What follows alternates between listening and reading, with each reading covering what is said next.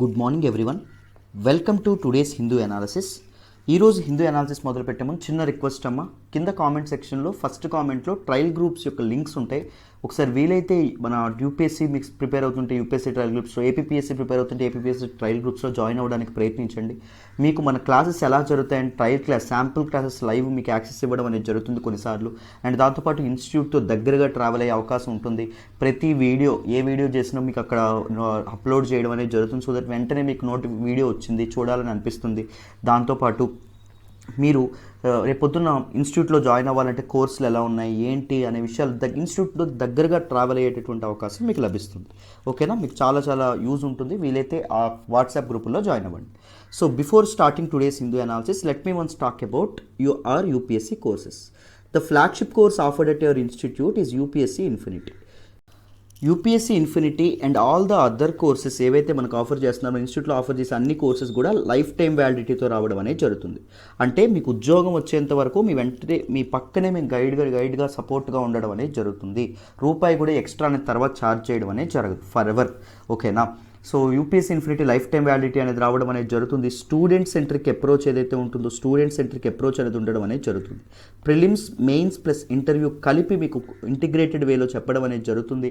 From basics, పునాదుల నుంచి లోతుల నుంచి పూర్తి అడ్వాన్స్డ్ లెవెల్ వరకు మిమ్మల్ని తీసుకెళ్లే పూర్తి బాధ్యత మేము తీసుకుంటాము యాజ్ అన్ ఆర్గనైజేషన్. టెస్ట్లు అనేవి జరుగుతాయి ఎప్పటికప్పుడు మీ ప్రోగ్రెస్ మేము ట్రాక్ చేస్తూ ఉంటాం. ఎలా ప్రిపేర్ అవ్వాలి ఏంటి అని గైడ్ చేస్తూ ఉంటాం. అన్నీ మీకు చక్కగా ఉండడం అనేది జరుగుతుంది. సో యూపీఎస్సీ కోర్సెస్ మీరు తీసుకోవాలంటే ఓన్లీ రికార్డెడ్ కావాలి సార్, నేను వర్కింగ్ ప్రొఫెషనల్, నేను I can't accommodate time for live classes అని మీరు అనుకుంటే, only recorded sessions, up front payment నేను ముందే కట్టేస్తాను, నాకు ఇన్స్టాల్మెంట్ అక్కర్లేదు అనుకుంటే మీకు యూపీఎస్సీ ఇన్ఫినిటీ కేవలం 40,000 రూపీస్కే రావడం అనేది జరుగుతుంది. కరెంట్ అఫైర్స్ చూస్తే మీకు 5,000 రూపీస్ మాత్రమే రికార్డెడ్ వెర్షన్ సింగిల్ పేమెంట్ చేస్తే. కరెంట్ అఫైర్స్ ఎంత ఇంపార్టెంట్ రోల్ ప్లే చేస్తుందో యూపీఎస్సీలో మీ అందరికీ తెలుసు. 50% of questions almost current affairs నుంచే వస్తాయి. Economy 6,000 rupees, polity 5,000 rupees, history 5,000, geography 5,000, ethics integrity 5,000, international relations 3,000, environment 3,000, science and technology 3,000, governance 3,000, society 3,000, internal security 3,000, disaster management 3,000. ఇక్కడ హిస్టరీలో ancient, medieval, modern, world history, post independence history, art and culture ఇవన్నీ రావడం అనేది జరుగుతుంది. నేనే చెప్తాను హిస్టరీని. చక్కగా మీరు తీసుకోవచ్చు. మీకు చాలా చాలా వాల్యూ ఎడిషన్ ఏదైతే ఉంటుందో అది తప్పకుండా ఉండడం అనేది జరుగుతుంది. అప్ ఫ్రంట్ పేమెంట్ రికార్డెడే కావాలి అంటే మీకు చాలా చాలా తక్కువ దీనికి ఇవ్వడం అనేది జరుగుతుంది. మేనేజ్మెంట్ వాళ్ళు ఉపయోగించుకోండి ఈ ఛాన్స్ని. అండ్ లైవ్ ప్లస్ రికార్డెడ్ కావాలి సార్, లైవ్ యాక్సెస్ కూడా కావాలి, we want to interact with faculty అనుకుంటే లైవ్ ప్లస్ రికార్డెడ్ తీసుకోండి. అప్ ఫ్రంట్ పేమెంట్ అనేది మీరు ముందు సింగిల్ పేమెంట్ చేస్తే యూపీఎస్సీ ఇన్ఫినిటీ 50,000కే రావడం అనేది జరుగుతుంది. అది కూడా ఈరోజు మీరు April 30 ఏదైతే ఉంటుందో ఈ రోజు లోపల జాయిన్ అయితే మీకు 5,000 దానిలో తగ్గించడం కూడా జరుగుతుంది. 45,000కే మీకు రావడం అనేది జరుగుతుంది. కరెంట్ అఫైర్స్ 7,000కి ఇస్తున్నాం, economy 8,000, polity 7,000, history 7,000, geography 7,000, ethics integrity 7,000, mains answer writing 5,000. Mains answer writing ఏదైతే ఉంటుందో, మెయిన్స్ ఆన్సర్ రైటింగ్ మీరు తీసుకుంటే ఎవ్రీడే మీకు క్వశ్చన్ ఇస్తాం, మీరు ఆ క్వశ్చన్కి ఆన్సర్ చేస్తారు. మీరు రాసిన ఆన్సర్స్కి రెస్పెక్టివ్ ఫ్యాకల్టీ మెంబర్స్ కరెక్ట్ చేసి మీకు ఒక కన్స్ట్రక్టివ్ ఇండివిజువల్ ఫీడ్బ్యాక్ అనేది ఇవ్వడం అనేది జరుగుతుంది. So mains answer writing skill ఏదైతే ఉంటుందో, ఆన్సర్ రైటింగ్ స్కిల్ మీకు తెలియకుండా డెవలప్ అవ్వడం అనేది జరుగుతుంది. రోజు మీరు ఆన్సర్స్ రాస్తారు కాబట్టి, అర్థమైందా? దాంతోపాటు weekly mains answer writing sessions అనేవి జరుగుతాయి. అక్కడ ఎక్స్పర్ట్ ఫ్యాకల్టీ మీకు ఆన్సర్స్ ఎలా రాయాలి, క్వశ్చన్ ఎలా అర్థం చేసుకోవాలి, ఎలా అప్రోచ్ అవ్వాలి అనేటటువంటి విషయాలు కూడా మీతో డిస్కస్ చేయడం అనేది జరుగుతుంది. అర్థమైందా? సో లైవ్ ప్లస్ రికార్డెడ్ కావాలి సార్, కానీ సింగిల్ పేమెంట్ చేయలేము, ఇన్స్టాల్మెంట్స్ కడతాము, వాయిదాలు లాగా మేము కడతామంటే మీరు చక్కగా తీసుకోవచ్చు. యూపీఎస్సీ ఇన్ఫినిటీ 60,000 మీరు ఈ రోజు జాయిన్ అయితే 55,000కే రావడం అనేది జరుగుతుంది. 5,000 తగ్గిస్తున్నాం. దాంతోపాటు ఒకవేళ మీరు జాయిన్ అయితే మీరు 11 ఇన్స్టాల్మెంట్లో 5,000 చొప్పున చక్కగా కట్టుకోవచ్చు. అర్థమైందా? ఆ 55,000ను కూడా 5,000 చొప్పున 11 నెలల్లో కట్టుకోవచ్చు హ్యాపీగా. కరెంట్ అఫైర్స్ కావాలి sir and mains answer writing కలిపికి వస్తే మీకు జస్ట్ 10,000 రూపీస్కే ఇవ్వడం అనేది జరుగుతుంది. Live plus recorded with installments అంటే 2,000 చొప్పున మీరు 5 ఇన్స్టాల్మెంట్లో కట్టుకోవచ్చు. ఎకానమీ 10,000కే రావడం అనేది జరుగుతుంది. Polity 8,000, history 8,000, geography 8,000, ethics and integrity 8,000 మీరు ఇన్స్టాల్మెంట్లో చక్కగా 2,000 చొప్పున హాయిగా కట్టుకోవచ్చు. అర్థమైందా? మమ్మల్ని నమ్మి జాయిన్ అవ్వండి అమ్మా, మీకు చాలా చాలా వాల్యుయేషన్ ఉంటుంది, చాలా సపోర్ట్ చేస్తున్నాం, గైడెన్స్ అనేది ఉండడం అనేది జరుగుతుంది. సో నమ్మకం ఉంచండి, మీ నమ్మకం అసలు ఒమ్ము కాదు, అది మాత్రం నేను చెప్పగలను. సో అన్ని కోర్సెస్ లైఫ్ టైం వ్యాలిడిటీతో రావడం అనేది జరుగుతుంది. ప్రత్యూష మేడంకి మీరు ఎవరైనా జాయిన్ అవ్వాలంటే ఇది Pratyusha madam number 7893899553. Pratyusha madam నెంబర్కి ఫోన్ చేసి చక్కగా జాయిన్ అయ్యే ప్రయత్నం చేయండి. రైట్, మీకు చాలా ఇదైతే ఉండడం అనేది జరుగుతుంది. దాంతోపాటు ఆప్షనల్స్ కూడా మేము ఆఫర్ చేస్తున్నాం. ఆప్షనల్స్ మీకు ఏముంటాయంటే PSIR, political science and international relations, and pub ad ఏవైతే ఉంటాయి ఈ రెండు ఉంటాయి. ఈ రెండు సురేష్ సార్ చెప్తారు. ఆంథ్రపాలజీ ఉండడం అనేది జరుగుతుంది. ఆంథ్రపాలజీ నేను పావని మేడం ఎవరైతే ఉంటారో మా ఇద్దరం కలిపి చెప్పడం అనేది జరుగుతుంది. సో మీకు చాలా ఇది ఉండడం అనేది జరుగుతుంది. ట్రస్ట్ మీ, అర్థమైందా? మీకైతే మమ్మల్ని నమ్మి జాయిన్ అవ్వండి, మీకు ఆన్సర్ రైటింగ్ గైడెన్స్ కానీ సపోర్ట్ కానీ అన్ని ఆప్షనల్స్లో ఉండడం అనేది జరుగుతుంది. అర్థమైందా? రైట్, ఇప్పుడు ఒకసారి కరెంట్ అఫైర్స్ కోర్సులో ఏమొస్తాయో చూద్దాం. డెలివరబుల్స్ చూడండి. So UPSC current affairs course. So UPSC ప్రిపరేషన్లో కరెంట్ అఫైర్స్ ఎంత ఇంపార్టెంట్ రోల్ ప్లే చేస్తుందో మీ అందరికీ తెలుసు. 50%, 40 to 50% క్వశ్చన్స్ అనేవి మీ కరెంట్ అఫైర్స్లో రావడం అనేది జరుగుతుంది. స్టాటిక్ క్వశ్చన్స్ కూడా కరెంట్ అఫైర్స్కి లింక్ చేసి మాట్లాడడం అనేది జరుగుతుంది.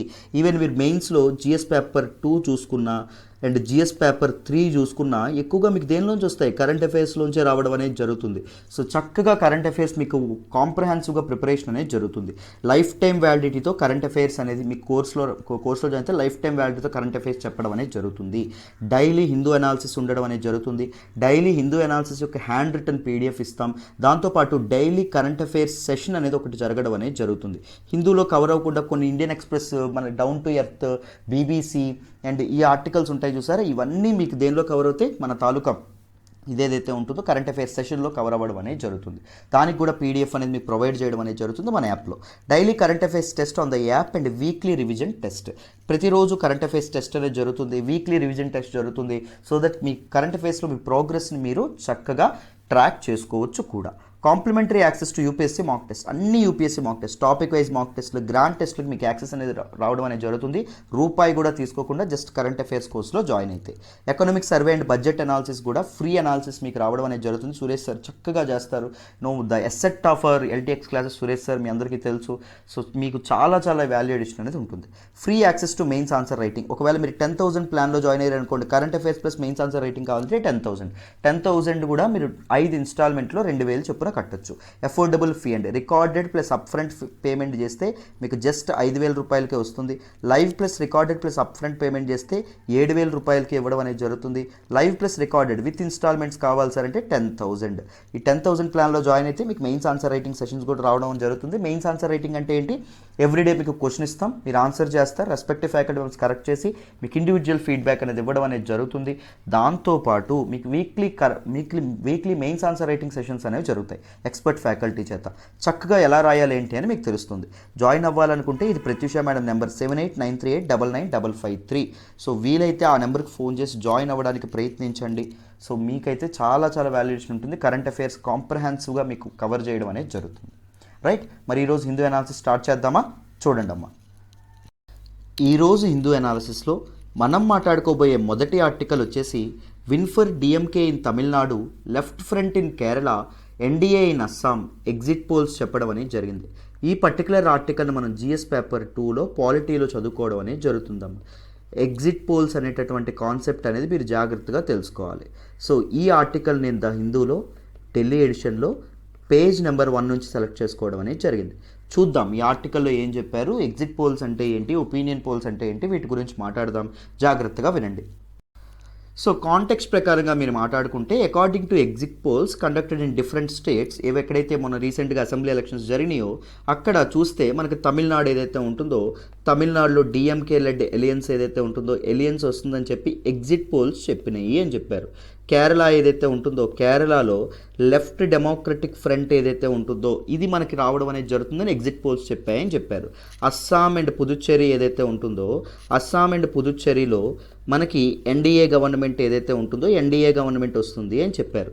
అండ్ మనకి ఇదేదైతే ఉంటుందో వెస్ట్ బెంగాల్ ఏదైతే ఉంటుందో వెస్ట్ బెంగాల్లో టైట్ మనకి రో అనేది జరగబోతుంది, రేస్ అనేది జరగబోతుంది తృణమూల్ కాంగ్రెస్కి అండ్ బీజేపీకి అని చెప్పడం అనేది జరిగింది.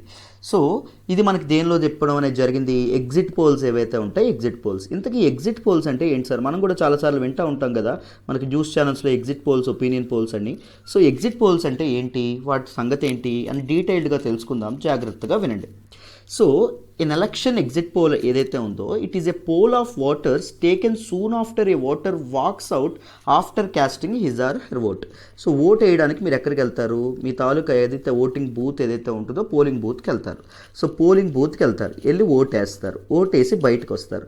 బయటకు వస్తే మీకు ఒక రిపోర్టర్ కానీ లేకపోతే ఒక ఏజెన్సీ ఏదైతే ఉంటుందో ఒక ఏజెన్సీ వాళ్ళు కానీ ఎవరైతే ఈ ఎగ్జిట్ పోల్ కండక్ట్ చేస్తున్నారో వాళ్ళు శాంపిల్స్ తీసుకుంటారు మీ దగ్గర నుంచి. ఏం శాంపిల్స్ అంటే బ్లడ్ శాంపిల్స్ కాదండి, మీకు అడుగుతారు ఎవరు కొట్టేశారండి మీరు అని చెప్పి, అర్థమైందా? సో వీళ్ళు ప్రతి ఒక్క ఓటర్కి అడిగి they will come up with a report, exit poll report అని చెప్పి అనడం అనేది జరుగుతుంది. సో ఎప్పుడు when a voter exits from A polling booth అప్పుడు తీసుకున్నటువంటి ఈ ఒపీనియన్ ఏదైతే ఉంటుందో అప్పుడు ఏదైతే మన ఓటర్ చెప్పారో దాన్ని బేస్ చేసుకున్నటువంటి pole result exit poll result అని చెప్పి అనడం అనేది జరుగుతుంది, అర్థమైందా? సో ఎగ్జిట్ పోల్ అని చెప్పి అనడం అనేది జరుగుతుంది. మరి కొంతమంది ఒపీనియన్ పోల్ అంటారు. ఇంతకీ ఒపీనియన్ పోల్ ఏంటండి?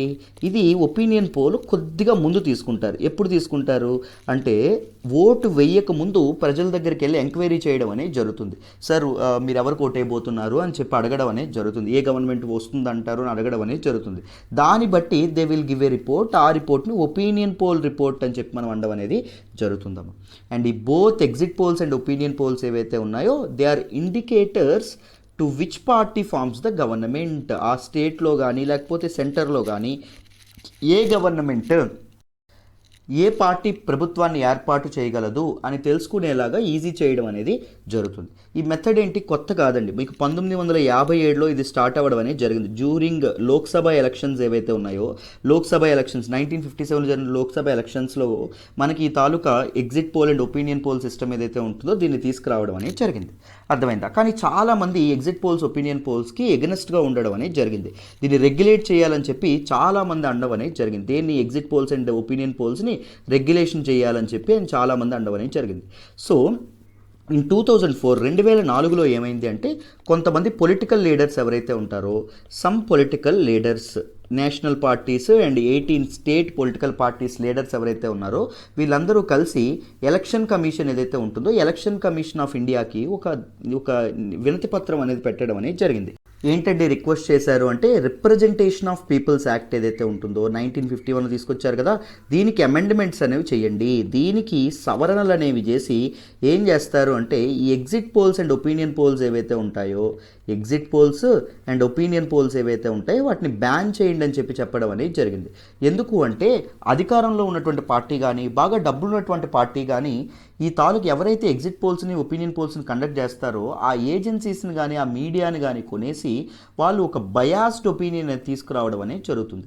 సో ఎలక్షన్లు మీరు జాగ్రత్తగా గమనిస్తే అందరికీ ఒకేసారి జరుగుతాయి అంటే జరగవు, విడతల వారీగా ఫేజ్ వైజ్గా జరగడం అనేది జరుగుతుంది. ఫేజ్ 1లో ఒక దగ్గర, ఫేజ్ 2లో ఒక దగ్గర అనేటటువంటి విధంగా జరగడం అనేది జరుగుతుంది. ఇప్పుడు ఫేజ్ 1 తాలూకా ఎగ్జిట్ పోల్స్ అని అనౌన్స్ చేశారనుకోండి, ఫేజ్ 2 తర్వాత ఫేజ్ 3 ఫేజ్ 4 వాళ్ళు ఉంటారు కదా ఓటేసే వాళ్ళు, వాళ్ళ డెసిషన్ మేకింగ్ మీద ఇన్ఫ్లుయెన్స్ అనేది పడుతుంది.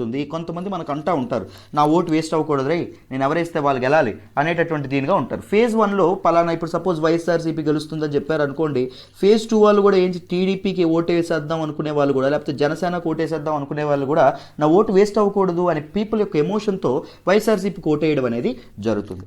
సో మీరు ఏం చేస్తారంటే ఎగ్జిట్ అండ్ ఒపీనియన్ పోల్స్ ఏవైతే ఉంటాయో వాటిని బహిష్కరించండి అని చెప్పడం అనేది, బ్యాన్ చేయండి అని చెప్పి ఎలక్షన్ కమిషన్ ఆఫ్ ఇండియాకి 2004లో చెప్పడం అనేది జరిగింది. So election commission of India 6 ఏళ్ళు ఆలోచించి ఏకంగా 2010లో 2010లో రిప్రజెంటేటివ్ ఆఫ్ పీపుల్స్ యాక్ట్ ఏదైతే ఉంటుందో దానికి ఒక అమెండ్మెంట్ అనేది చేయడం అనేది జరిగింది.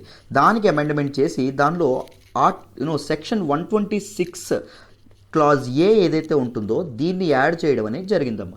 ఈ సెక్షన్ 126 క్లాజ్ ఏ ఏం చెప్తుంది, exit polls and opinion polls ఏవైతే ఉన్నాయో అవి ప్రచురించవచ్చు. కానీ ఎలక్షన్ కమిషన్ ఆఫ్ ఇండియా ఏదైతే ఉంటుందో ఇది కొన్నిసార్లు ఒక ప్రోహిబిటెడ్ టైం ఏదైతే ఉంటుందో అది చెప్తుంది.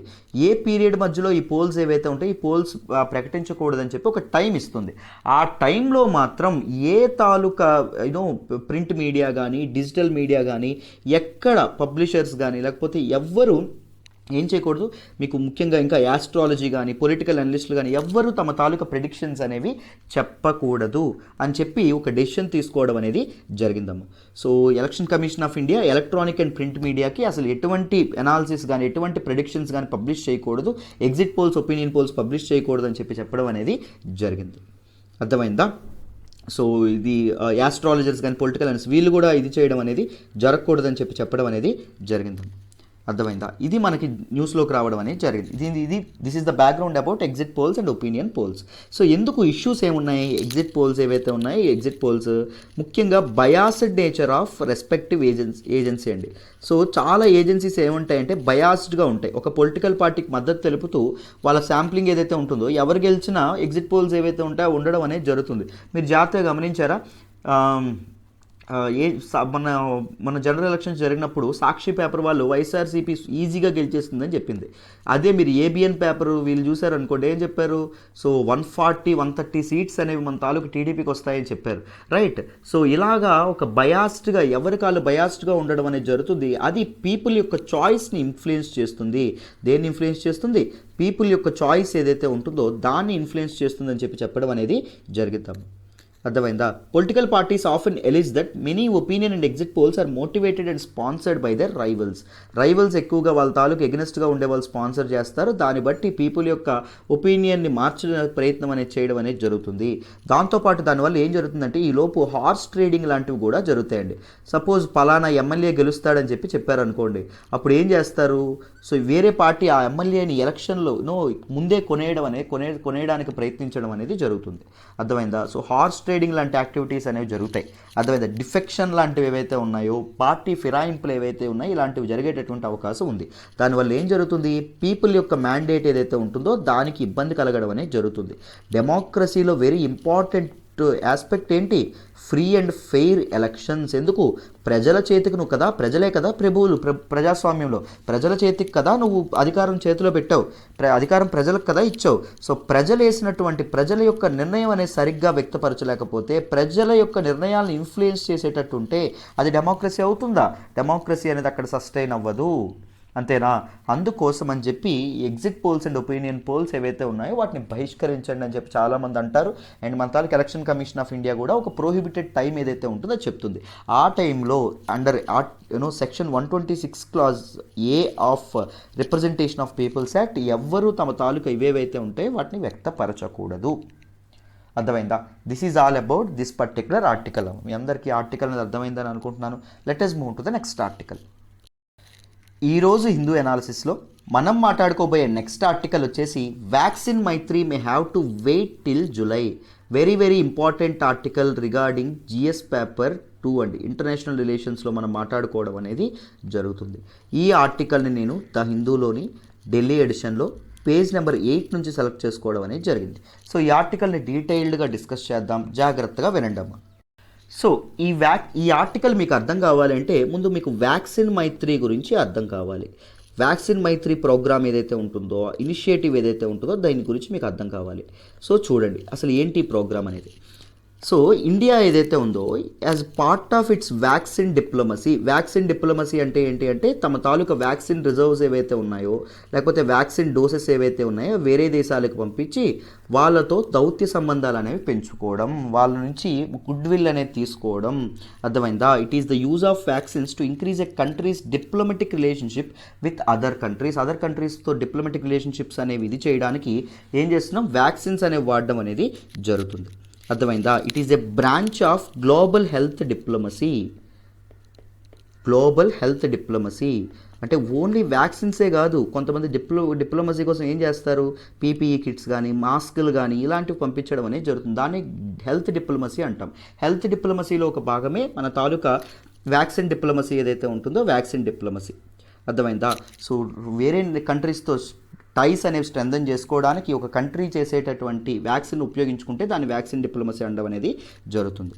సో దీనిలో భాగంగా ఇండియా వ్యాక్సిన్ మైత్రి అనేటటువంటి ఇనిషియేటివ్ ఏదైతే ఉంటుందో ఇనిషియేటివ్ తీసుకురావడం అనేది జరిగింది. దీనిలో భాగంగా మన నైబరింగ్ కంట్రీస్ ఏవైతే ఉన్నాయో నైబర్హుడ్ కండ్లో ఉన్నటువంటి కంట్రీస్, మన నైబర్హుడ్లో ఉన్నటువంటి కంట్రీస్ ఏంటి, ల్యాండ్ బార్డర్ షేర్ చేసుకునేటటువంటి నేపాల్ కానీ, లేకపోతే భూటాన్ కానీ, లేకపోతే మీకు మయన్మార్ ఏదైతే ఉంటుందో మయన్మార్, అండ్ బంగ్లాదేశ్ ఏదైతే ఉంటుందో Bangladesh, and maritime border share చేసుకున్నటువంటి శ్రీలంక, దాంతోపాటు ఇక్కడ ఆఫ్ఘనిస్తాన్ కూడా వస్తుంది. అండ్ పాకిస్తాన్కి మనం పంపించట్లేదు, అండ్ మన చైనాకు కూడా మనం పంపించట్లేదు. శ్రీలంక అండ్ మాల్దీవ్స్ ఏవైతే ఉంటాయో మాల్దీవ్స్ ఇవన్నీ మ్యారిటైమ్ బార్డర్ షేర్ చేసుకుంటాయి కదా. సో వీటన్నింటికి వ్యాక్సిన్ అనేది ఇవ్వాలని చెప్పి ఇండియా అనేది అనుకోవడం అనేది జరిగింది. సో దాని ప్రకారంగా చాలా కమర్షియల్ ఇవేవైతే ఉంటాయి కమర్షియల్ బేస్తో, అంటే తక్కువ కాస్ట్కి వాళ్ళకి అమ్మడం కానీ, లేకపోతే ఇంకొకటి మనం ఏంటి అంటే గ్రాంట్స్ రూపంలో, అంటే జస్ట్ గుడ్ విల్ కోసం ఫ్రీగా వాళ్ళకి వ్యాక్సిన్ డోసెస్ ఏవైతే ఉన్నాయో అవి పంచిపెట్టాలని కానీ అనుకోవడం అనేది జరిగింది. ఈవెన్ సీషెల్స్ కానీ ఇలాంటి డిఫరెంట్ కంట్రీస్ కూడా మనం మన తాలూకా వ్యాక్సిన్స్ ఏవైతే ఉన్నాయో వ్యాక్సిన్స్ అనేవి అప్పగించడం అనేది జరిగింది. అర్థమైందా?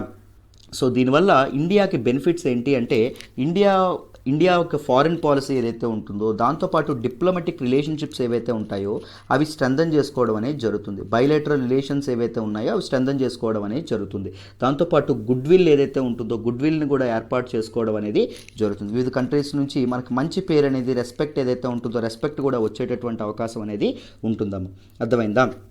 దాంతోపాటు మీకు జాగ్రత్తగా గమనిస్తే మనకి డిఫరెంట్ స్ట్రాటజిక్ అడ్వాంటేజెస్ కూడా ఉండడం అనేది జరుగుతుంది.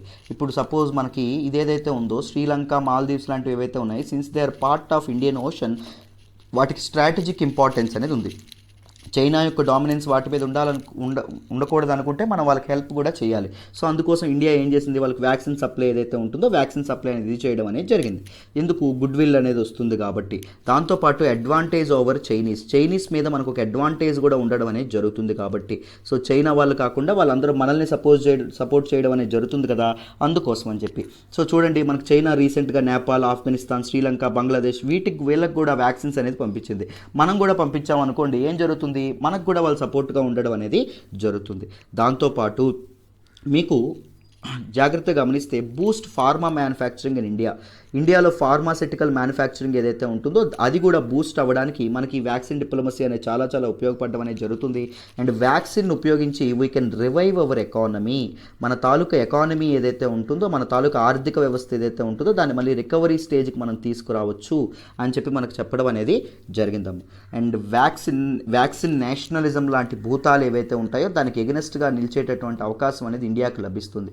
వ్యాక్సిన్ నేషనలిజం అంటే ఏంటి అంటే, మొదట ఎక్కడ వ్యాక్సిన్స్ ప్రొడ్యూస్ అయినా అది ముందు మా కంట్రీకే కావాలి అనుకోవడం, మా ప్రజలకే కావాలి అనుకోవడం. సో ముఖ్యంగా యూఎస్ఏ, చైనా లాంటి కంట్రీస్, యూకే లాంటి కంట్రీస్ ఏం చేసినాయి, మనకి వ్యాక్సిన్స్ లాస్ట్ ఇయర్ ఇదే టైంకి వ్యాక్సిన్స్ అని అప్పుడే మొదలు పెడుతున్నారు తయారు చేయడం. ఎవరైతే కంపెనీస్ తయారు చేస్తున్నాయో వాళ్ళతో ముందే ప్రీ అగ్రిమెంట్స్ ఏవైతే ఉన్నాయో అవి చేసుకున్నాయి. సో ప్రీ ప్రొడక్ట్ అగ్రిమెంట్స్ అంటాం.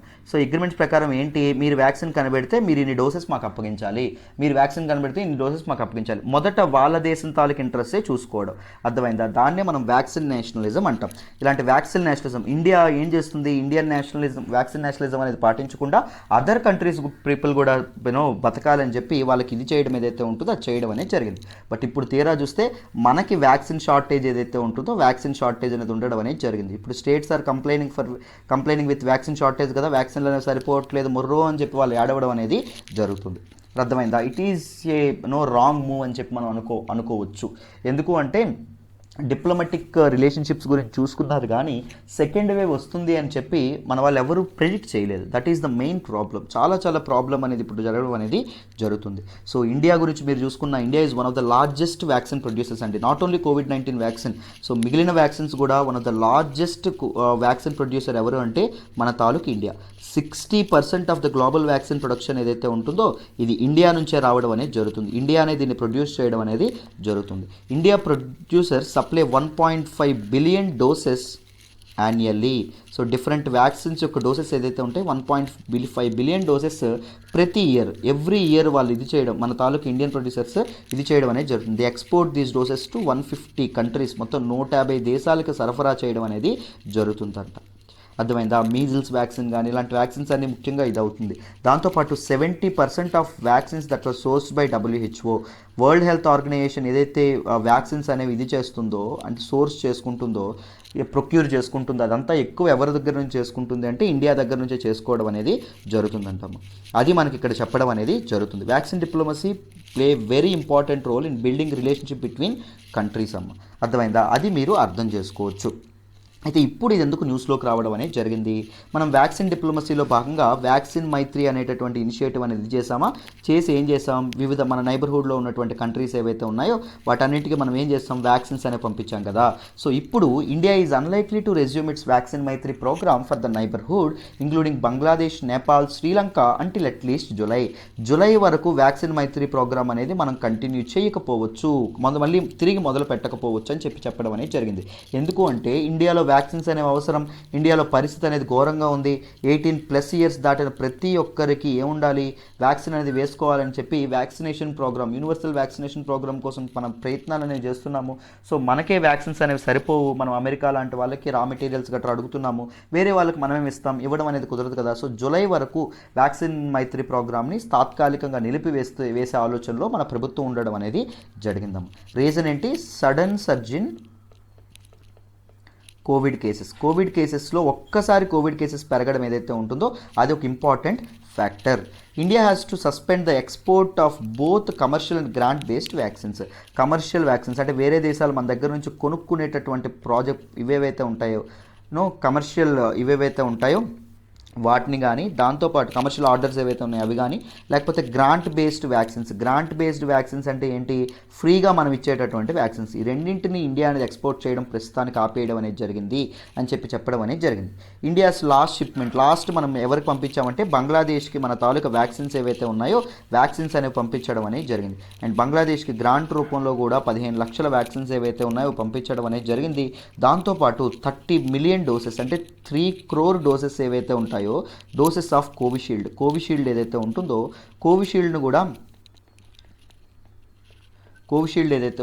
కోవిషీల్డ్ని మంత్కి 5 మిలియన్ చొప్పున 6 నెలల్లో పంపిస్తామని చెప్పి ఒప్పుకున్నాం. దీన్ని కూడా మనం ప్రస్తుతం ఆపేయడం అనేది జరిగిందమ్మా. అండ్ శ్రీలంక కూడా 1.5 మిలియన్ డోసెస్ అంటే 15 లక్షల డోసెస్కి ఆర్డర్ పెట్టుకుంది. శ్రీలంకకు కూడా మనం పంపించడం అనేది జరగట్లేదు. సో మన ఇండియాలో 2 వ్యాక్సిన్స్ అనేవి ఇదవుతున్నాయి. మీ అందరికీ తెలుసు, కోవిషీల్డ్ ఏదైతే ఉంటుందో serum institute of India, Oxford university ఏదైతే ఉంటుందో వాళ్ళ తాలూకా ఆక్స్ఫర్డ్ వ్యాక్సిన్ ప్రొడ్యూసర్స్ ఎవరైతే ఉన్నారో వాళ్ళతో కలిపి అసోసియేట్ అయ్యి కోవిషీల్డ్ ప్రొడ్యూస్ చేస్తూ ఉన్నారు. కోవాక్సిన్ మన భారత్ బయోటెక్ ఏదైతే ఉంటుందో హైదరాబాద్కి చెందిన భారత్ బయోటెక్ అనేది ఇది చేయడం అనేది జరుగుతుంది. సో ఈ 2 వ్యాక్సిన్స్ మనం బయట వాళ్ళకి పంపిస్తున్నాం. ప్రెజెంట్ ఈ కమర్షియల్ ఆర్డర్స్ తీసుకోవడం కానీ, గ్రాంట్ బేస్డ్ ఎయిడ్ కానీ, ఈ రెండింటిని మనం ఆపడం అనేది జరిగింది. ఇదే మనకి న్యూస్లోకి రావడం అనేది జరిగిందమ్మా. అర్థమైందా? అందరికీ ఈ పర్టికులర్ ఆర్టికల్ డీటెయిల్డ్గా అర్థమైందనే అనుకుంటున్నాను. This is all about this particular article. మీకు ఏమైనా నోట్స్ రాసుకోవడానికి ఇబ్బంది ఉంటే చక్కగా కరెంట్ అఫైర్స్ కోర్సులో జాయిన్ అవ్వండి. PDF నేనే నీట్గా తయారు చేసి ఇస్తాను. అర్థమైందా? 7893899553 ఈ నెంబర్కి ఫోన్ చేయడానికి ప్రయత్నించండి. ఇన్నిసార్లు చెప్తున్నాను నేను అనుకోవద్దమ్మా, మీకే చాలా వాల్యుయేషన్ ఉంటుంది, మీకోసం చెప్తున్నాను. అర్థమైందా? కరెంట్ అఫైర్స్ చాలా చాలా ఇంపార్టెంట్, విత్ ఎక్స్పీరియన్స్ చెప్తున్నాను. అర్థమైందా? కాంప్రహెన్సివ్గా కవర్ చేయడం జరుగుతుంది. వీలైతే జాయిన్ అవ్వడానికి ప్రయత్నించండి. ఇప్పుడు మనం నెక్స్ట్ ఆర్టికల్ డిస్కస్ చేద్దాం, జాగ్రత్తగా వినండి. ఈరోజు హిందూ అనాలిసిస్లో మనం మాట్లాడుకోబోయే నెక్స్ట్ ఆర్టికల్ వచ్చేసి China launches key module for its permanent space station. Very important article regarding GS paper 3 అమ్మ. సైన్స్ అండ్ టెక్నాలజీలో మనం మాట్లాడుకోవడం అనేది జరుగుతుంది. అండ్ ఇంటర్నేషనల్ రిలేషన్స్లో GS పేపర్ 2లో కూడా దీన్ని మాట్లాడతాం. జాగ్రత్తగా వినండి, క్లియర్గా ఎక్స్ప్లెయిన్ చేస్తాను. ఈ ఆర్టికల్ నేను ద హిందూలోని ఢిల్లీ ఎడిషన్లో పేజ్ నెంబర్ 12 నుంచి సెలెక్ట్ చేయడం అనేది జరిగింది. డీటెయిల్డ్గా మాట్లాడదాం, జాగ్రత్తగా వినండి. సో మీ అందరికీ తెలుసు, రీసెంట్ ఇయర్స్లో చైనా అనేది ఒక అగ్రెసివ్గా వెళ్ళడం అనేది జరుగుతుంది. చాలా యాస్పిరేషనల్గా మారడం అనేది జరిగింది. సో ముఖ్యంగా గత 20 ఏళ్ళలో ఎప్పుడూ లేని విధంగా మన తాలూకు చైనీస్ ప్రెసిడెంట్ అయినటువంటి జిన్పింగ్ వచ్చిన తర్వాత సో ఆర్మీని మోడర్నైజ్ చేయడం మొదలుపెట్టారు. దాంతోపాటు ఎక్స్టర్నల్ అగ్రెషన్ అనేది చూపించడానికి ఏమీ భయపడట్లేదు.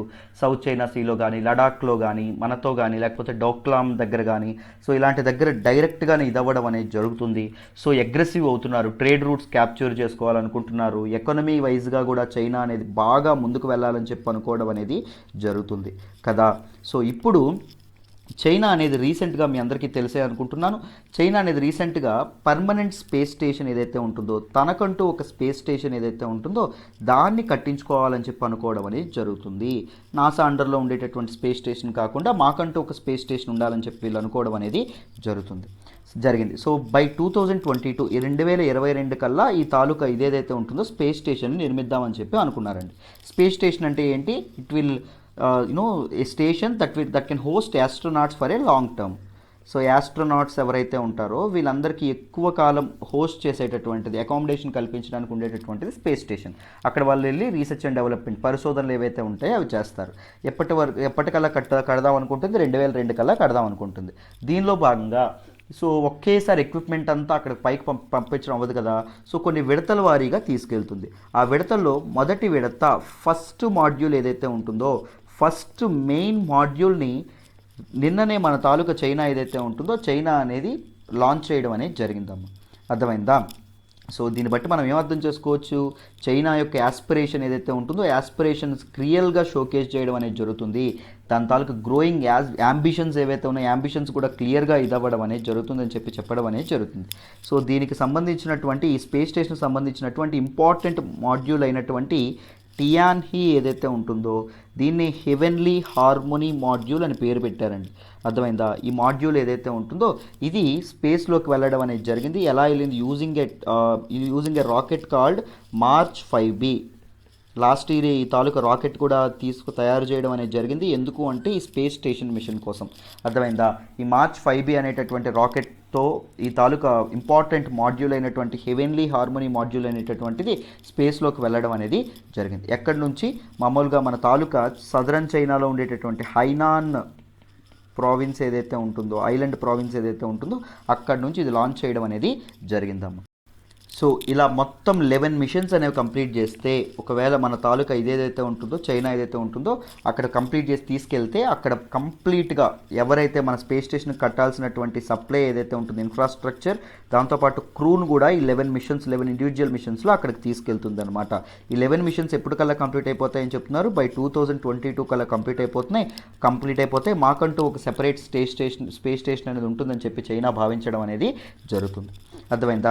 రీసెంట్గా మీ అందరికీ తెలుసని అనుకుంటున్నాను, చైనా అనేది చాంగ్ E5 ప్రోబ్ ఏదైతే ఉంటుందో చైనా యొక్క ప్రోబ్ ఏం తీసుకొచ్చింది? లూనార్ తాలూకా చంద్రుడి మీద నుంచి లూనార్ శాంపిల్స్ ఏవైతే ఉంటాయో, లూనార్ శాంపిల్స్ మూన్ నుంచి శాంపిల్స్ ఏవైతే ఉంటాయో అవి తీసుకురావడం అనేది జరిగింది.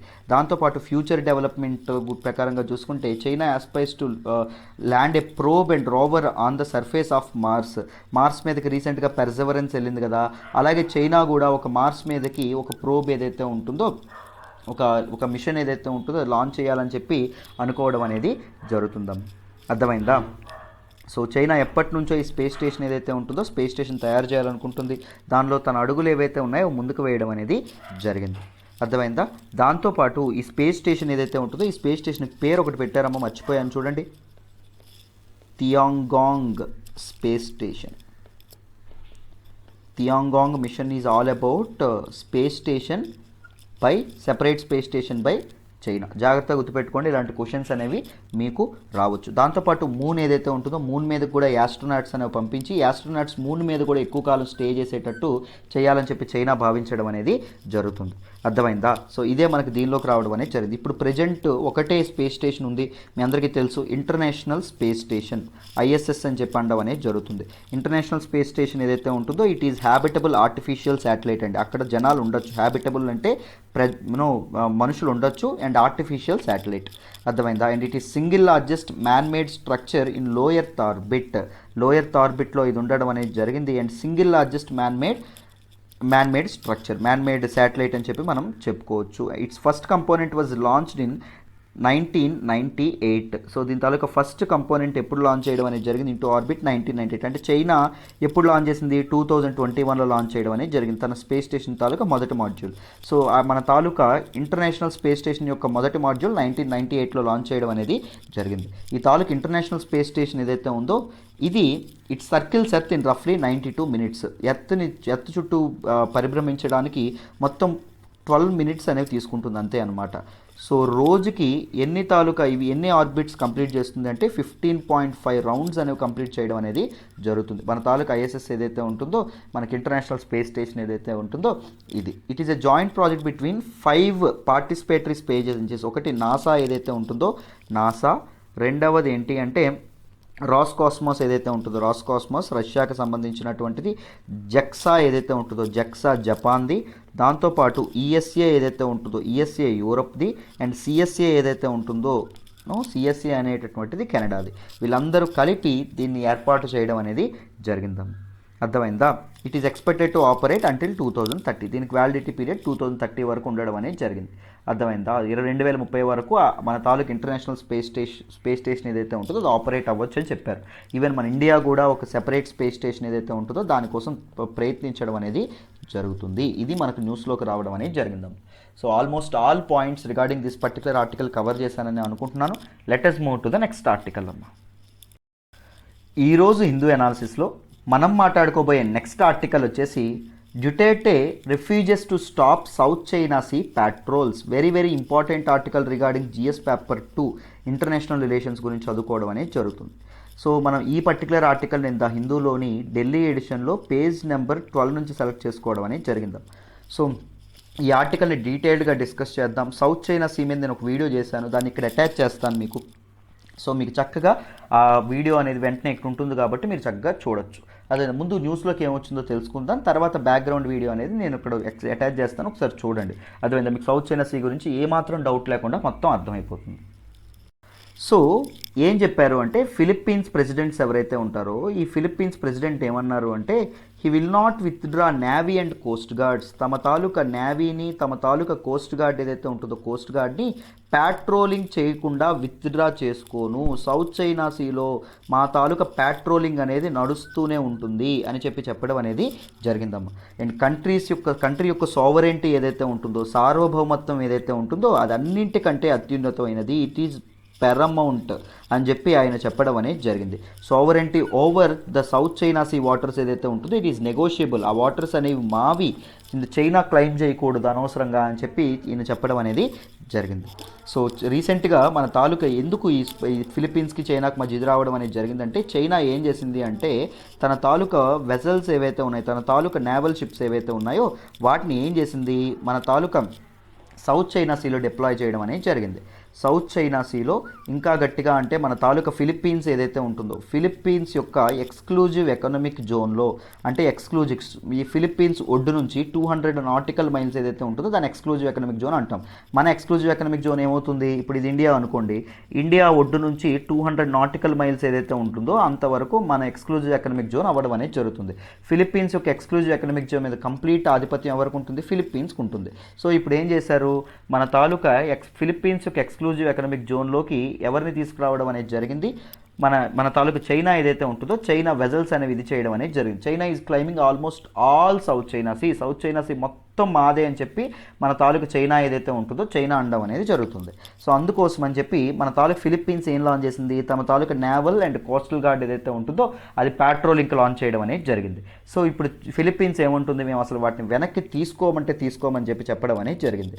సో ప్రెసిడెంట్ ఆఫ్ ఫిలిప్పీన్స్ ఎవరైతే ఉన్నారో మన తాలూకా రోడ్రిగో డ్యూటెరే గారు ఈయనకు మామూలుగా చైనా అంటే ఇష్టమే కానీ డొమెస్టిక్ ప్రెజర్ ఏదైతే ఉంటుందో కంట్రీలో అపోజిషన్స్ వీళ్ళందరూ చాలా ప్రెజర్ పెట్టడం అనేది జరుగుతుంది. చైనా మీద స్ట్రిక్ట్ యాక్షన్ తీసుకోండి అని చెప్పి.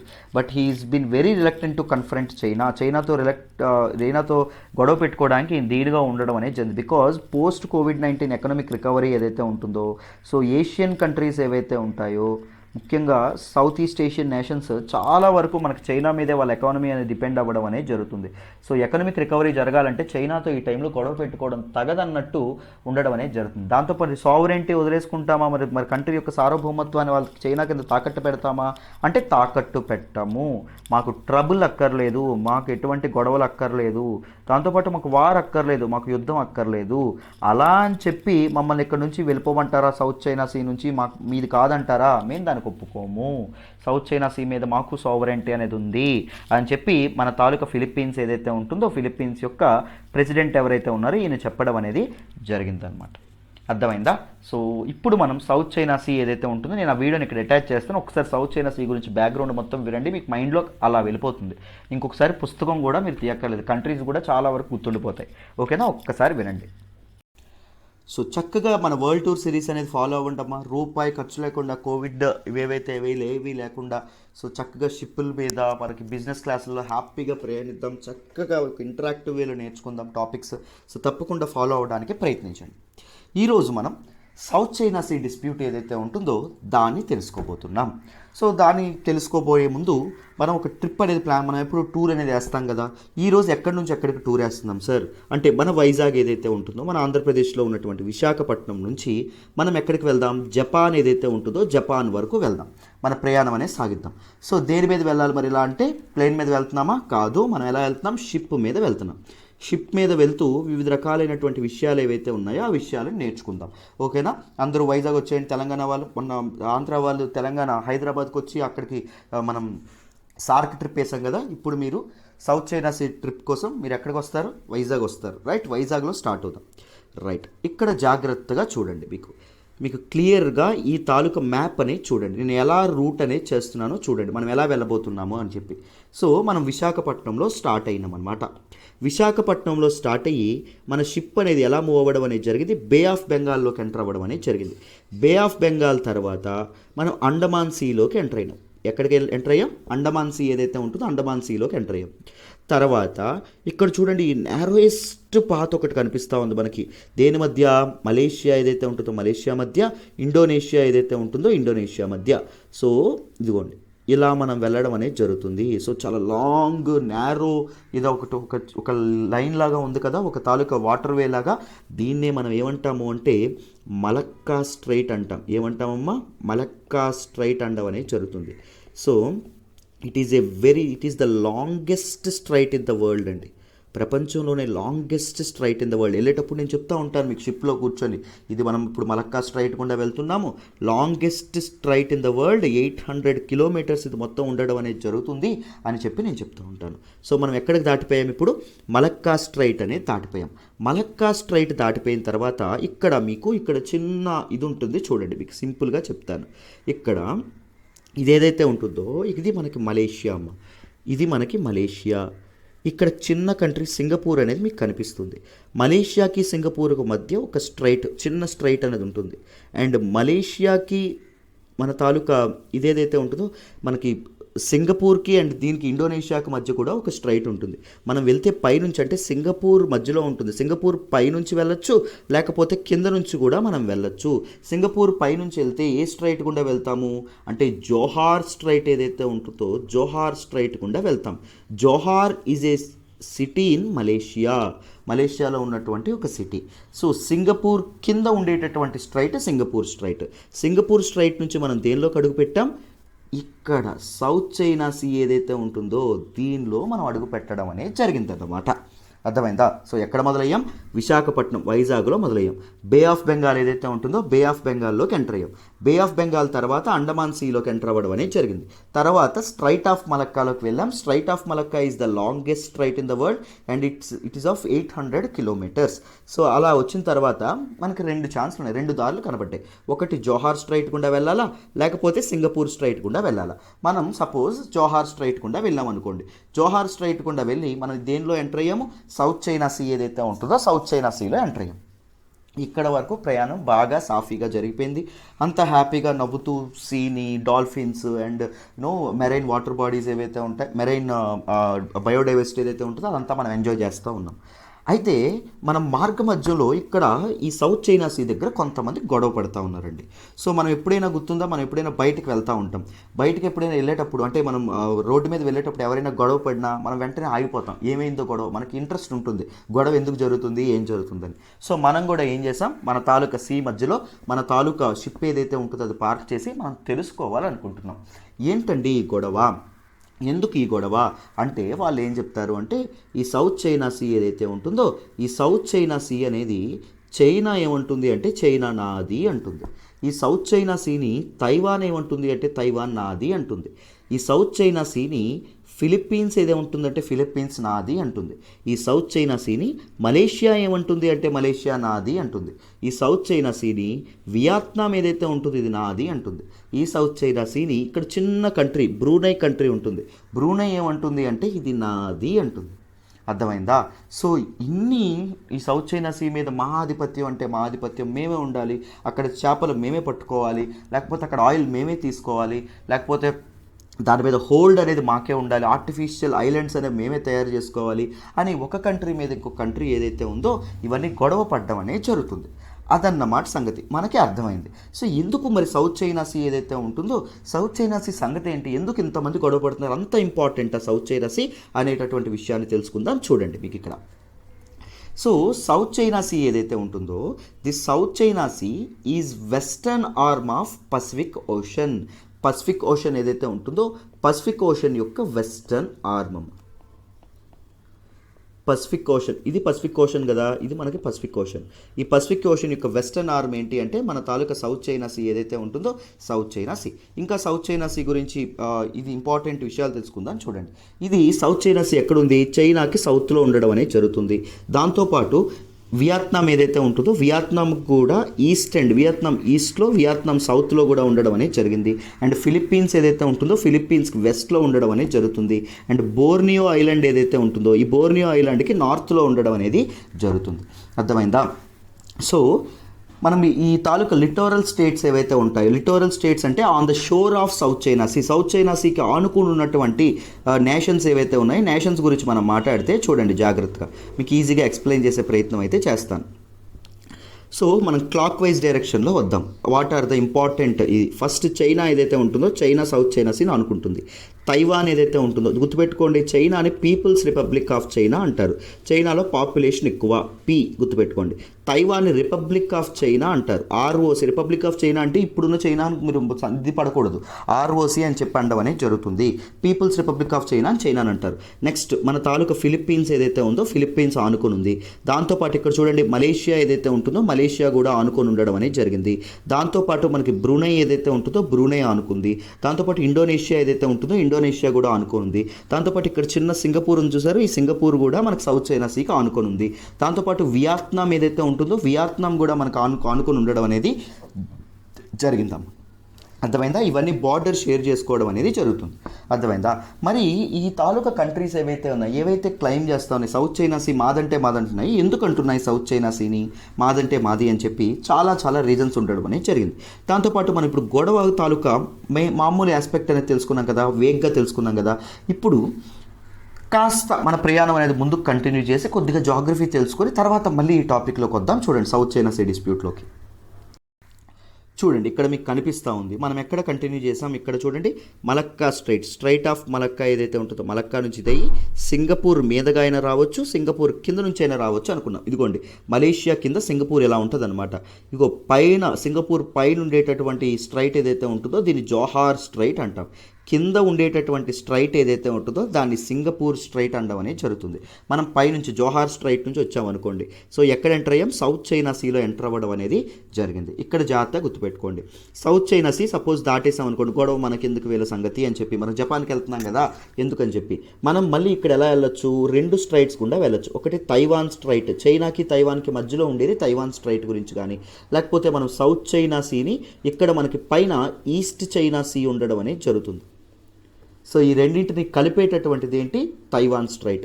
అండ్ ఇక్కడ మనకి చూడండి లుజాన్ స్ట్రైట్ ఏదైతే ఉంటుందో లుజాన్ స్ట్రైట్ కూడా ఉండడం అనేది జరిగింది. అంటే తైవాన్కి మనకి ఫిలిప్పీన్స్కి మధ్యలో ఉంటుంది. ఇది the strait connect South China Sea and Philippines Sea ఏదైతే ఉంటుందో ఆ రెండింటిని కనెక్ట్ చేయడం అనేది జరుగుతుంది.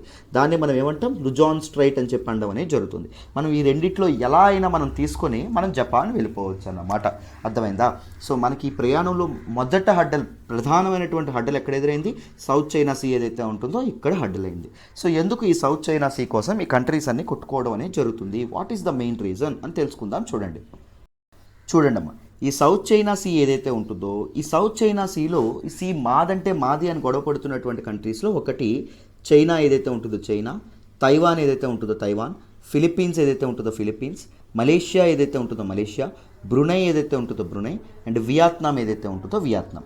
అసలు గొడవంతా ఎందుకు, అసలు దేన్ని క్లెయిమ్ చేస్తుంది చైనా? ముందు ఎందుకు ఈ డిస్ప్యూట్ అనేది తలెత్తింది? ముందు మామూలుగానే ఉండేది, ప్రతి ఒక్కరికి ఎక్స్క్లూజివ్ ఎకనామిక్ జోన్ అని చెప్పి ఒక ఎక్స్క్లూజివ్ ఎకనామిక్ జోన్ ఉంటుంది. ఎన్ని కిలోమీటర్ల వరకు? సో షోర్ నుంచి 200 నాటికల్ మైల్స్ వరకు మనకి ఎక్స్క్లూజివ్ ఎకనామిక్ జోన్ ఏదైతే ఉంటుందో ఎక్స్క్లూజివ్ ఎకనామిక్ జోన్ ఉంటుంది. మరి అందరికీ 200 నాటికల్ మైల్స్ వరకు ఉంది కదా సార్, మరి ఇంకా డిస్ప్యూట్ ఏముంది, అసలు తలనొప్పి ఏముందంటే చైనా అనేది ఈ సౌత్ చైనా సీ మొత్తం నాదే అని చెప్పి మొదట తగాదా స్టార్ట్ చేయడం అనేది జరిగింది.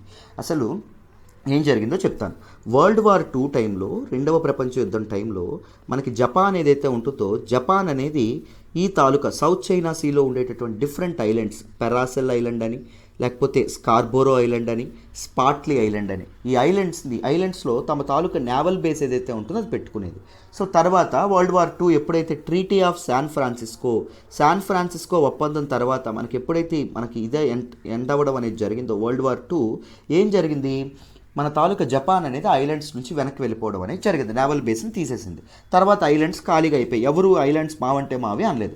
అప్పుడు మన తాలూకా చైనా ఏదైతే ఉంటుందో 1947లో 1947లో చైనా అనేది ఈ ఐలాండ్స్ ఏవైతే ఉన్నాయో ఇవి నావి, సౌత్ చైనా సీ అనేది నాది అని మొదలుపెట్టింది. And it has introduced a concept called 9 dash line అనేటటువంటి ఒక కాన్సెప్ట్ అనేది ఎంటర్ చేయడం అనేది జరిగింది. ఏంటండి ఈ 9 డాష్ లైన్? చైనా అనేది సౌత్ చైనా సీని డిమార్కేట్ చేసింది. చూడండి ఇక్కడ మీకు ఒక డాట్స్ కనిపిస్తూ ఉంటాయి, 1 2 3 4 5 6 7 8 9. సో ఇది ఒక టంగ్ షేప్డ్ లైన్ కదా. ఈ టంగ్ షేప్డ్ లైన్ ఏదైతే ఉంటుందో 9 డాష్ లైన్, ఈ లైన్ లోపల ఉండేటటువంటి అన్నీ మావే, మా చైనాకు సంబంధించినవి.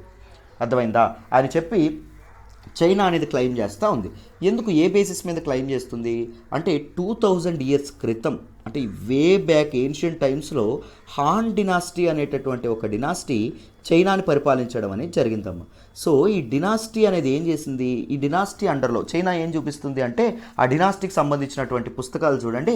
ఆ పుస్తకాల్లో ఏముంది అంటే ఇవన్నీ మాదే, సౌత్ చైనా సీ అంతా మాది, చైనాకు సంబంధించిన హాన్ డినాస్టీయే పరిపాలించే వాళ్ళు కాబట్టి ఒరిజినల్గా ఈ హాన్ డినాస్టీ మాదంటే మాది అని చెప్పి చైనా ఏదైతే ఉంటుందో చైనా అంటుంది. వియత్నాం ఏమంటుంది, మోడర్న్ టైమ్స్ 17th సెంచరీ ఏదైతే ఉంటుందో 17th సెంచరీ అంటే 1680s వరకు ఈ సౌత్ చైనా సీ అండ్ దానిలో ఉండేటటువంటి ఐలాండ్స్ మీద మాకు ఆధిపత్యం అనేది ఉండేది, మేము దానిలో దీనిగా ఉండేవాళ్ళం, సో మాదంటే మాది అంటుంది. సో మన తాలూకా ఫిలిప్పీన్స్ ఏమంటుంది, ప్రాక్సిమిటీ. ఇక్కడ చూడండి ఫిలిప్పీన్స్ నుంచి 200 నాటికల్ మైల్స్ వరకు మన తాలూకు ఎక్స్క్లూజివ్ ఎకనామిక్ జోన్ ఉంటే మనకి యునైటెడ్ నేషన్స్ ప్రకారం ఏంటి ఈ స్కార్బోరో ఐలాండ్స్ అనేది ఫిలిప్పీన్స్ దవ్వాలి. కానీ ఇంత దూరంలో ఉండేటటువంటి మన చైనాకి ఇంత దూరంలో ఉండేటటువంటి చైనా ఎలా క్లెయిమ్ చేస్తుంది, కష్టం కదా. సో ఫిలిప్పీన్స్ ఇంటర్నేషనల్ రూల్స్ ప్రకారం అది నాకు చెందుతుంది అంటుంది. మన తాలూకా ఇదేదైతే ఉంటుందో వియత్నాం కూడా అలాగే అంటుంది, ఎందుకంటే మేము 17th సెంచరీలో మేము దాన్ని పరిపాలించాం కాబట్టి ఇది మాది అంటుంది. అర్థమైందా. బట్ చైనా అనేది 9 డాష్ లైన్ చూపించి మాదంటే మాది అంటుంది. సో అలాగే స్పాట్లీ ఐలాండ్స్ మధ్య కూడా వీళ్ళందరికీ గొడవ అంటే గొడవ. అర్థమైందా. సో చైనా అనేది ఏం చేస్తుంది, వీళ్ళందరినీ చిన్నపిల్లలను చేసి, చైనా అనేది మిలిటరీ ప్రకారంగా చాలా చాలా పెద్ద కంట్రీగా ఎదిగింది కదా. దాంతోపాటు మీరు జాగ్రత్తగా గమనిస్తే మనకి డబ్బుల ప్రకారంగా చైనా అనేది వరల్డ్ మ్యానుఫ్యాక్చరింగ్ హబ్గా ఎదిగింది, ట్రేడ్ డెవలప్ అయింది, ఒక సుపీరియర్ పవర్గా ఎదుగుతూ రావడం అనేది జరిగింది. వీళ్ళందరినీ చిన్నపిల్లలను చేసి చైనా అనేది ఏం చేస్తుంది, తన నేవల్ బేస్ ఏదైతే ఉంటుందో, తన నేవీ ప్రెజెన్స్ ఏదైతే ఉంటుందో అది సౌత్ చైనా సీలో ఎక్కువగా చూపించడం అనేది జరుగుతుంది. మరి ఇవేవైతే ఉన్నాయి ఇవంతా ఎఫోర్డ్ చేయలేవు కదా, చైనాతో పోటీ పడేంత ఆర్టిలరీ వీళ్ళకుండదు, దాంతోపాటు అంత టెక్నాలజీ వీళ్ళకుండదు, అంత బలం వీళ్ళకుండదు, అంతే కదా. సో అందుకోసం అని చెప్పి వీళ్ళందరికీ ఎవరు హెల్ప్ చేస్తారు, వీళ్ళకి డిఫెన్స్ ఎక్స్పెండిచర్ లేకుండా యుఎస్ఏ ఏదైతే ఉంటుందో, యుఎస్ఏ అనేది తన నేవల్ ఫ్లీట్ ఏదైతే ఉంటుందో సౌత్ చైనా సీలో డిప్లాయ్ చేయడం అనేది జరుగుతుంది. యుఎస్ఏ మధ్యలో ఎందుకు ఎంటర్ అయింది సార్, ఎందుకు అంటే ఈ సౌత్ చైనా సీ అనేది చాలా చాలా ఇంపార్టెంట్, ట్రేడ్ రూట్స్కి చాలా చాలా ఇంపార్టెంట్. 1/3 ఆఫ్ వరల్డ్ ట్రేడ్ ఏదైతే ఉంటుందో సౌత్ చైనా సీ గుండే పాస్ అవ్వడం అనేది జరుగుతుంది. అర్థమైందా. మనం ఎలా అయితే షిప్ వేసుకొని వచ్చామో అలాగే పాస్ అవ్వడం అనేది జరుగుతుందాము. అర్థమైందా. ఒకవేళ అది చైనా వశం అయింది అనుకోండి, ఏం జరుగుతుంది, హెజ్మోనీ అనేది వెళ్ళిపోతుంది. సో ప్రతి ఒక్క కంట్రీ డామినెన్స్ కోసం ప్రయత్నించడం అనేది జరుగుతుందండి. యుఎస్ కూడా తన డామినెన్స్, ఇప్పుడు డామినెంట్ కంట్రీ ఏంటి, యుఎస్. సో యుఎస్ హెజ్మోనీ అనేది పాస్ట్ 40 ఇయర్స్గా నడుస్తూనే ఉండడం అనేది జరుగుతుంది. అంటే యుఎస్ లెడ్ వరల్డ్ ఆర్డర్ అనేది, ప్రపంచం అనేది దానికి లీడర్గా యుఎస్ అనేది ఉంది. ఇప్పుడు ఒక డామినెన్స్ కావాలంటే ఏముండాలో తెలుసా, ఫస్ట్ మిలిటరీ స్ట్రెంగ్త్ అనేది ఉండాలి. స్ట్రాటజిక్ స్ట్రెంగ్త్ అనేది ఉండాలి. రెండవది ఏముండాలో తెలుసా, ట్రేడ్ అనేది మనకే ముందు ఉండాలి. డబ్బు ఉండాలి. డబ్బు లేకపోతే ఎవడు నిన్ను గౌరవించడు, ఎవరు నిన్ను బలవంతుడు అండు. అర్థమైందా? సో ట్రేడ్ అనేది ఉండాలి. సో ట్రేడ్ లైన్స్ అనేవి మనకి చైనా అవసరం అయ్యాయి అనుకోండి, ఏం జరుగుతుంది, చైనా అనే సుపీరియర్ పవర్గా ఎదిగేటటువంటి అవకాశం ఉంటుంది. అది ఎవరికి దెబ్బ, మన తాలూకు యునైటెడ్ స్టేట్స్కి దెబ్బ. సో అందుకే యునైటెడ్ స్టేట్స్ అనేది ఏం చేస్తుంది, తన డామినెన్స్, తన హెజ్మోనీని కాపాడుకోవడానికి సో మన తాలూకా సౌత్ చైనా సీలో తన తాలూకా నేవల్ ఫ్లీట్ ఏదైతే ఉంటుందో అది ఇది చేయడం అనేది జరుగుతుంది, అది డిప్లాయ్ చేయడం అనేది జరుగుతుంది. అర్థమైందా? So this is about 9 line. ఇంతకీ ఈ సౌత్ చైనా సీ ఏదైతే ఉంటుందో, ఈ సౌత్ చైనా సీ అంటే ఎందుకు వీళ్ళందరికీ అంత ఇష్టం, ఏంటి దాగుంది దీనిలో అనేది చూద్దాం. చూడండి, ఈ తాలూకా సౌత్ చైనా సీ ఏదైతే ఉంటుందో ఫస్ట్ దీనికి చాలా చాలా స్ట్రాటజిక్ ఇంపార్టెన్స్ అనేది ఉండడం అనేది జరిగింది. ఎందుకు అంటే ఇట్స్ లొకేషన్ వల్ల. ఇది దేని కనెక్ట్ చేస్తుంది, పసిఫిక్ ఓషన్ ఏదైతే ఉంటుందో పసిఫిక్ ఓషన్ని ఇండియన్ ఓషన్ని కనెక్ట్ చేయడం అనేది జరుగుతుంది.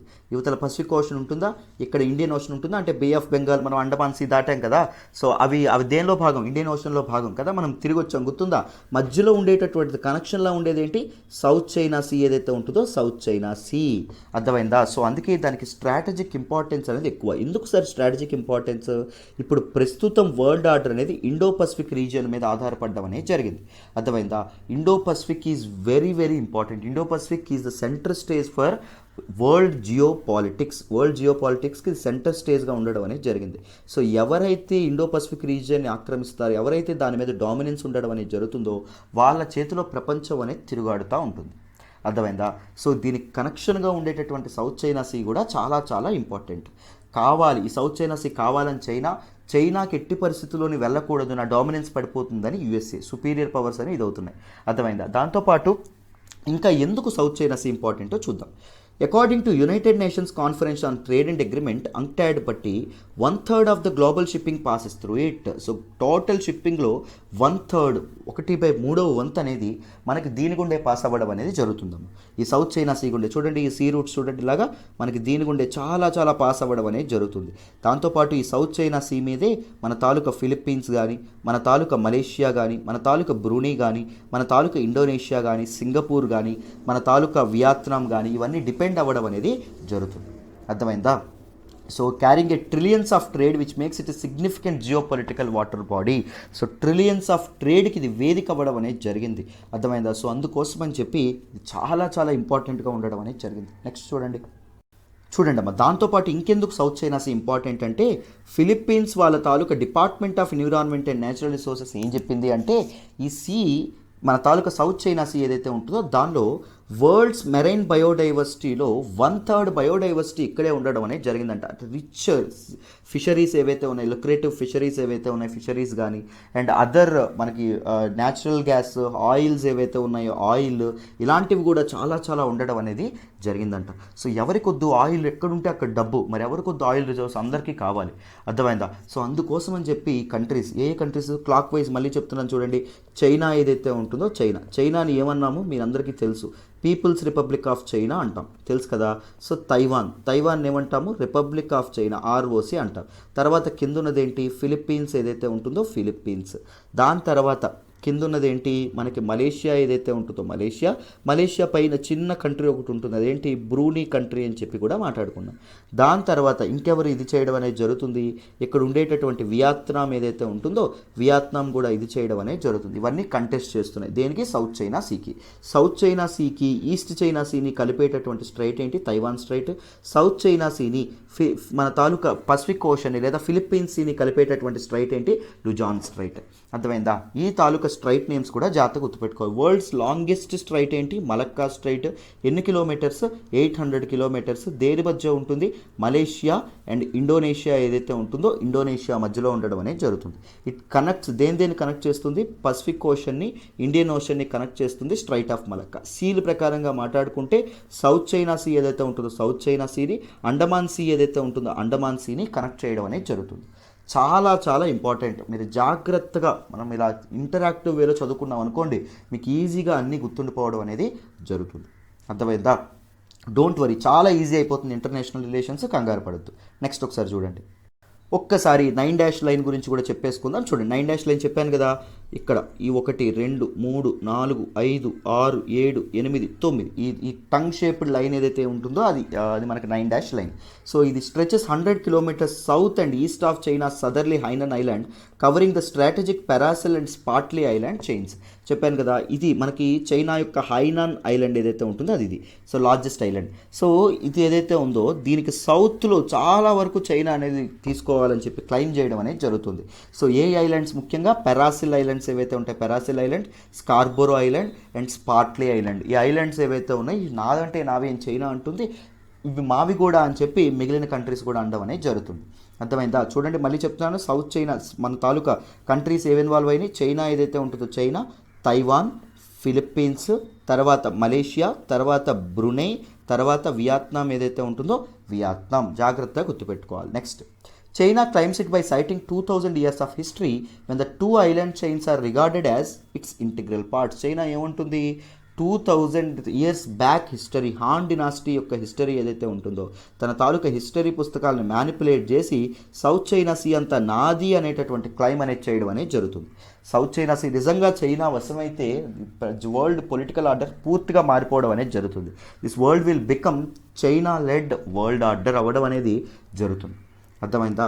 సో ఇదమ్మా మన సౌత్ చైనా సీ డిస్ప్యూట్. ఇవి కంట్రీస్ ఇన్వాల్వ్ అయినటువంటి కంట్రీస్. ఇది strategic importance of South China Sea. ఈ విధంగా డీటెయిల్డ్గా మనం మొత్తం అంతా నేర్చుకోవడం అనేది జరిగింది. అర్థమైందా? మన ప్రయాణం మరొక్కసారి గుర్తు చేసుకుందామా? చూడండి, ఒకసారి చూడండి, రివిజన్లా ఉంటుంది. మనం విశాఖపట్నంలో స్టార్ట్ అయ్యాం, విశాఖపట్నం నుంచి బే ఆఫ్ బెంగాల్కి వచ్చాం, తర్వాత అండమాన్ సీలో ఎంటర్ అయ్యాం, తర్వాత longest straight in the world మనం దేనిలోకి ఎంటర్ అయ్యాం, మనం మలక్కా స్ట్రైట్ ఏదైతే ఉంటుందో దానిలోకి ఇదయ్యాం, 800 కిలోమీటర్స్ లాంగ్. అండ్ తర్వాత 2 వేస్ మనకు కనిపించినాయి. మనకు ఒకటి జోహార్ స్ట్రైట్ పైన ఉండేటటువంటిది, మనకి మలేషియా ఏదైతే ఉంటుందో మలేషియాకి అండ్ సింగపూర్కి మధ్యలో ఉండేటటువంటి జోహార్ స్ట్రైట్, సింగపూర్కి ఇండోనేషియాకి మధ్యలో ఉండేటటువంటి సింగపూర్ స్ట్రైట్. జోహార్ స్ట్రైట్ నుంచి మనం తీసుకున్న తర్వాత మనం దేనిలోకి ఎంటర్ అయ్యాం, సౌత్ చైనా సీలోకి ఎంటర్ అవ్వడం అనేది జరిగింది. సౌత్ చైనా సీలో కొంతమంది గొడవ పడుతున్నారు. గొడవ పడిన వాళ్ళు ఎవరు? చైనా, తైవాన్, ఫిలిప్పీన్స్ అండ్ మన తాలూకా మలేషియా ఏదైతే ఉంటుందో మలేషియా, బ్రునై అండ్ వియత్నాం ఏదైతే ఉంటుందో వియత్నాం. ఇవి గొడవ పడుతున్నాయి. వాళ్ళ గొడవను చూసాం. గొడవను చూసి మనకు ఎక్కడ కూడా 2 ఇవి కనిపించినాయి. ఒకటి తైవాన్ స్ట్రైట్ ఏదైతే ఉంటుందో తైవాన్ స్ట్రైట్, రెండవది ఏంటి లుజాన్ స్ట్రైట్ ఏదైతే ఉంటుందో Luzon strait. This is the biggest island, దీన్ని లుజాన్ అని చెప్పి అనడం అనేది జరుగుతుంది. అర్థమైందా? ఇది సౌత్ చైనా సీని ఫిలిప్పీన్స్ సీని కలపడం అనేది జరుగుతుంది. సో మనం ఎలా అయినా వెళ్ళొచ్చు జపాన్కి, లేకపోతే ఎలా అయినా జపాన్కి వెళ్ళొచ్చు, టోక్యోకి. అర్థమైందా? సో మనం అలా తీసుకోవడం అనేది జరిగింది. అర్థమైందా? సో మనం అలా దాటడం అనేది జరిగింది. సౌత్ చైనా సీలో ముఖ్యంగా క్లైమ్ ఎవరు ఎక్కువ చేస్తున్నారు, చైనా అనేది చేస్తుంది. దానిలో ఉండేటటువంటి పెరాసిల్ ఐలాండ్స్, స్పాట్లీ ఐలాండ్స్ ఏదైతే ఉంటుందో స్పాట్లీ ఐలాండ్స్, స్కార్బోరో ఐలాండ్స్ ఏవైతే ఉంటాయో వీటన్నింటి గురించి ఇది చేయడం అనేది జరుగుతుంది. అర్థమైందా? These are the points that should remember regarding this particular South China Sea dispute. I hope అందరికీ అర్థమైందని అనుకుంటున్నాను. మీకు ఎక్స్ప్లెనేషన్ వచ్చినట్టయితే keep liking our videos and keep sharing with your friends. ఎలా ఉందో ఎక్స్ప్లెనేషన్ కామెంట్ చేయండి, డౌట్స్ ఏమున్నా చెప్పండి, అక్కడ నేను క్లారిఫై చేయడం అనేది జరుగుతుంది. Thank you so much for all the support so far. చక్కగా జాయిన్ అవ్వడానికి ప్రయత్నించండి ఇన్స్టిట్యూట్లో. Be a part of this wonderful LTX classes. So మీకు చాలా వాల్యూ ఎడిషన్ అయితే ఉంటుంది. మీరు నిజంగా రిగ్రెట్ అవ్వరమ్మా. మమ్మల్ని నమ్మండి, నన్ను నమ్మండి, నమ్మి జాయిన్ అవ్వండి. మీ నమ్మకం అస్సలు ఒమ్ము కాదు. అర్థమైందా? Thank you so much. మళ్ళీ ఇంకొక ఇంట్రెస్టింగ్ టాపిక్తో మళ్ళీ కలుద్దాం. బాయ్.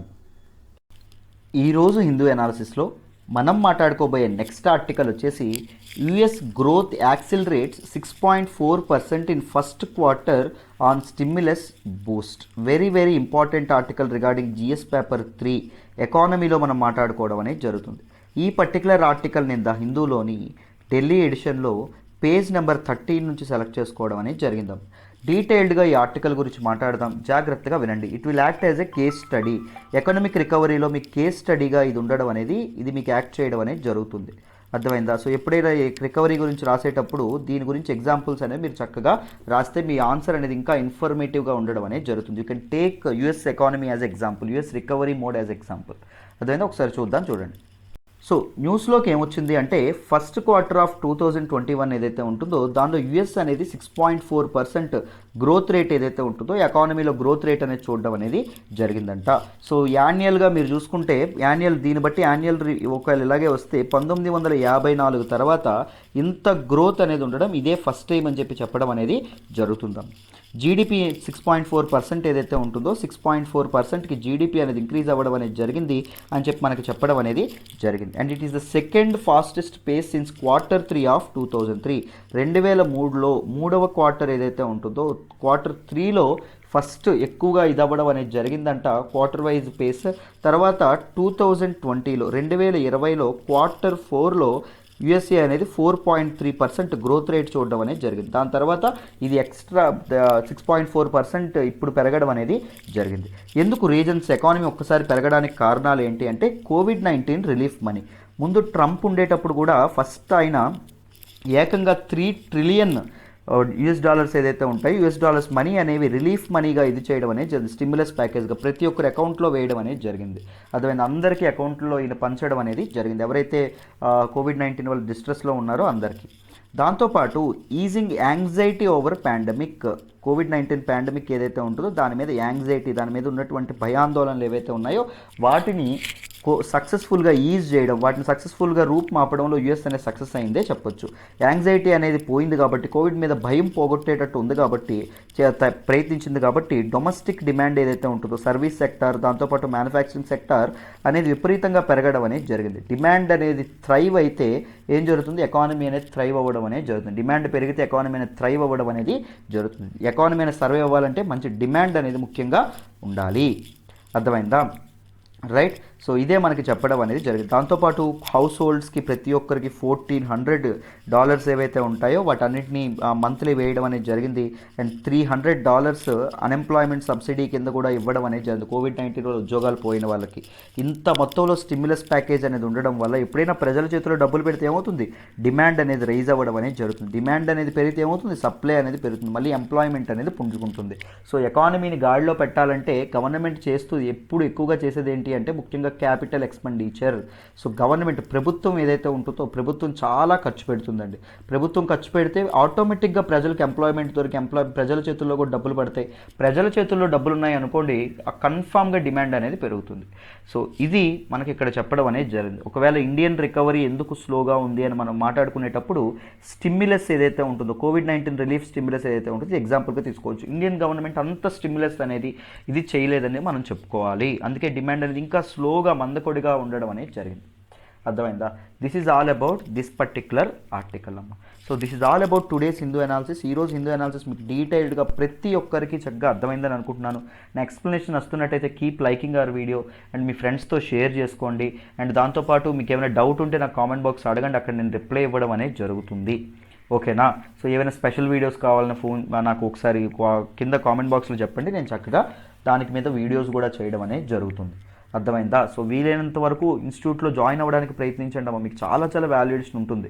అర్థమైందా? మీకు చాలా హెల్ప్ అయితే అవుతుంది. ఇన్స్టిట్యూట్ నుంచి కాన్సెప్చువల్ క్లారిటీ ఉంటుంది, గైడెన్స్ అండ్ సపోర్ట్ ఉంటుంది, లైఫ్ టైం వ్యాలిడిటీతో వస్తున్నటువంటి కోర్సులన్నీ. ఓకేనా? అడ్మిషన్స్ కావాలంటే ఇది నెంబర్ 7893899553. ఈ నెంబర్కి ఫోన్ చేసి చక్కగా జాయిన్ అయ్యే ప్రయత్నం అయితే చేయండి. Thank you so much for all the support so far అమ్మ. Thank you so much. మరి రేపు కలుద్దాం హిందూ అనాలిసిస్లో. బాయ్.